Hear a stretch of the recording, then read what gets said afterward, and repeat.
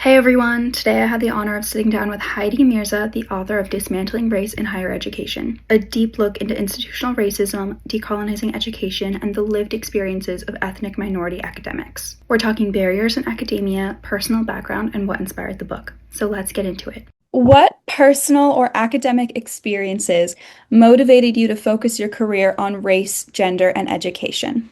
I guess it happened by happen chance. I was actually born in Britain in the 1950s, and it was an incredibly racist time. My father is from the Windrush generation, from Trinidad in the Caribbean, and my mother, she was blonde and blue-eyed and came from Austria. And in those days, it was actually taboo for a black man and a white woman to be together. So even though that was over 60, nearly 70 years ago, it's still here, and it's frightening.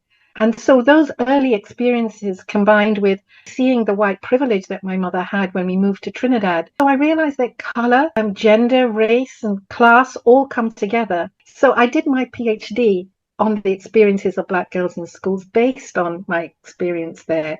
What was the central goal of compiling Dismantling Race in Higher Education, and how did the idea for the book originate? Well, Jason Arday and myself came together to write the book. It came sort of from the Runnymede Trust, which is a think tank here that has worked for many, many years looking at issues of race equality. And they thought it was a very good idea. It just seemed the right time because we talked about the Rhodes Must Fall movement, which was going on, where the students were pulling down statues of the racist Rhodes who set up South Africa. And we had that across Harvard and Yale and Oxford and Cambridge. All the big universities were saying, we must decolonize our universities. It was inspired by those movements.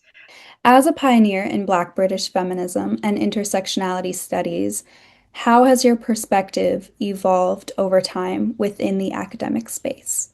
When I was 10 years old, I saw Angela Davis on TV. I was a little girl in Trinidad, and she had just been released from prison, and she gave a Black Power salute. And there she was, beautiful, mixed race, afro hair, and so powerful. And I had never seen anyone like that as a role model in my life. And I just knew there was another world, and I knew I wanted to be her. And the most incredible thing is I actually have met her.